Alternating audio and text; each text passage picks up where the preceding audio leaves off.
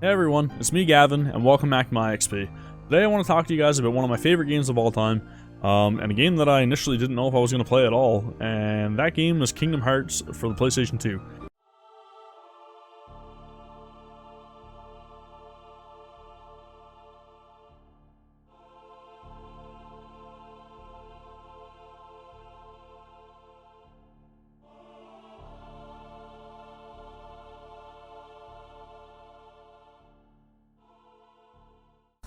Now, the reason I say that I didn't know if I was going to play this game at all is just because when I first saw the game announced, I just remember seeing, like, you know, Disney and Squaresoft, they were going to be combining forces on this one. I was like, that's kind of odd.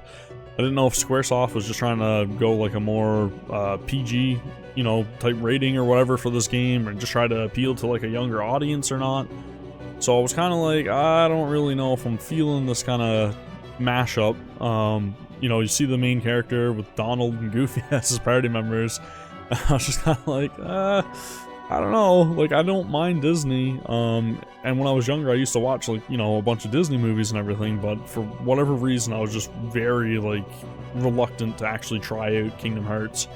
And when I first, like, saw the game and everything, I was like, okay, it's kind of action RPG. I'm more used to, like, turn-based with, you know, games like Final Fantasy VII, and actually more recently at that time, it would have been Final Fantasy X that I just, like, stopped playing pretty much for the PS2. So I was like, I don't know if I'm going to get into this, but I remember I went over to my cousin's house in the winter one day, and my cousin Shane and Jordan had the game. So they were like, you know, all for Kingdom Hearts, and they're just like, man, it's one of the best games we ever played, and you really got to try it out. I was kind of like, still really reluctantly being like, nah, I don't know if I want to, you know, play Disney meets Final Fantasy or whatever. But they were very adamant about me trying it, so they were like, no, take this copy and go home, try it out, and, you know, bring it back whenever you're done with it. So I was like, okay, whatever, I'll give it a shot. So I remember, like, going back home, popping the game into the PS2, loading it up for the first time, and just being like, okay, it looks really cool. It seems like it was really weird how they made me choose, like, you know, whether or not I want to have a strength priority type character or defense or magic. And it was really, like, interesting how they did those choices at the very beginning of the game. And, you know, your choices actually affected, like, your experience curve, I believe, is one thing, and then the other thing was your stats. Because you had to, like, sacrifice one of the traits that you want to prioritize. So it was really cool to see that. And I remember, like I said, just, you know, trying out the game and being very, like, close-minded to everything and just being like, I don't really know, this is Disney, and, you know, just really hating on the game, for lack of better words. But I ended up, like, you know, sticking through it, playing through first couple of worlds and everything. And I remember, like, once I ended up getting to, like, the Coliseum at that point, I was just like, okay, I'm kind of sold on this now. Like, I'm starting to get into this, I'm starting to really enjoy it. It was really cool that they had a Coliseum in it, and you could actually, like, fight different characters, and, you know, other Final Fantasy characters and stuff as well, which to me was a big thing, a very big draw for me to get me into the game, is just be like, oh, okay, I get to see, like, you know, these old school FF characters from FF7, and, well, Leon from Final Fantasy VIII, which was Squall, so that was very odd for me as well, just to distinguish between, like, him having two different names for whatever reason. But again, just to see these new characters, or characters in a new light, so that was really cool, and it was one of the big reasons that actually got me to, like, stick out this game and play through it. But I ended up, like, playing through Kingdom Hearts, and then I remember I just really wanted to max out my file, just completely, like, break the game pretty much. So I remember just going to the Olympus Coliseum in the end and just, like, spamming that last boss battle against the Golem, or Titan, or whatever you want to call him. The very last one, I can't remember which one he was. It wasn't the ice one, the other Golem, or Titan. The green one, rock, that stone thing, I don't know what it is. Anywho, I spammed the hell out of that fight. Not realizing that there were way better alternatives to get to level 100, but I just remember, like, doing that and getting level 100, just pretty much farming every single possible crafting item that I could and bringing it to the Moogle shop, so that way I can end up, like, crafting the ultimate weapon, and then I had, like, multiples of, like, the best accessories in the game. I just completely, like, maxed out my file. and it was all in preparation for the big, you know, boss battle, the platinum trophy. And needless to say, regardless if you went and maxed out your character or anything, this fight was no joke, man. You were still gonna get your ass whooped if you didn't know what to do. So I just remember that was one of the first times that I actually like relied on a guide as well to just try to help me understand what I needed to do in order to beat this boss battle. And after many deaths and many attempts, I finally did beat the boss.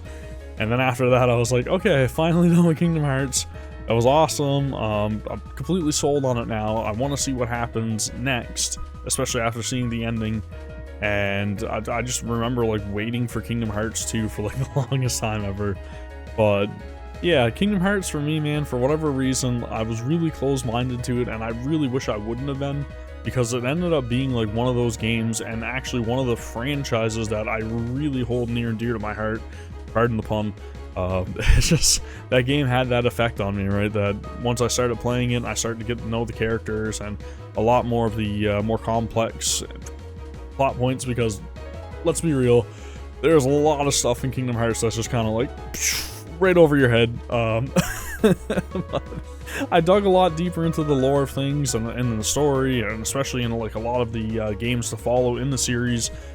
And I can honestly say, like, for me, it's one of the franchises that I'll never forget, and I'll always recommend to anybody that's getting into like RPGs, especially action RPGs, and wants something that's got like a really good story and a really like vibrant world, and actually multiple worlds for that matter, and each and every single one of those worlds pays homage to the film or, you know, whatever media they were involved with. You know, every single one of the Disney worlds is just like a perfect representation of each of the movies for those characters. And it's really cool how like it made you like go through a lot of the actual plot points in those movies in each and every single one of the games. But, you know, with the addition obviously of Sora, Goofy, and Donald. And that was really cool for me to see as well. And just like, you know, get to relive a couple of those classic films that I watched when I was younger through the game. But yeah, man, like Kingdom Hearts, for whatever reason, it's just this weird mashup that just worked.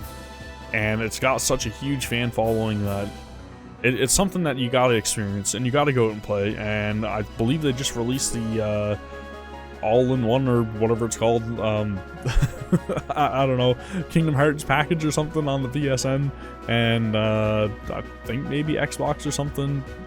Anyways, it's got everything. It's the whole complete like first, I don't even want to call it trilogy, but first saga, the whole Xehanort saga or whatever they want to title it as. But anywho, that's released, so that's a really good way for you guys to get into the game if you haven't tried the series, and if you just want to experience like this incredible story and incredible like game. It's super fun. If I had to pick the best in the series for me personally, it's either Kingdom Hearts 3 or probably Kingdom Hearts 2, because Kingdom Hearts 2 is really cool.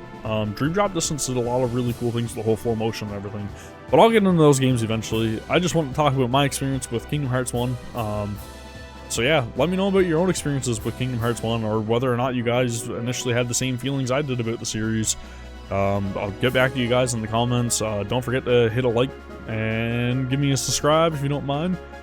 Really not going to re-record that because I completely fucked up my train of thought, but you know, Kingdom Hearts. Thank you guys for watching, and I will see you guys for the next one. Take care. Have a good one.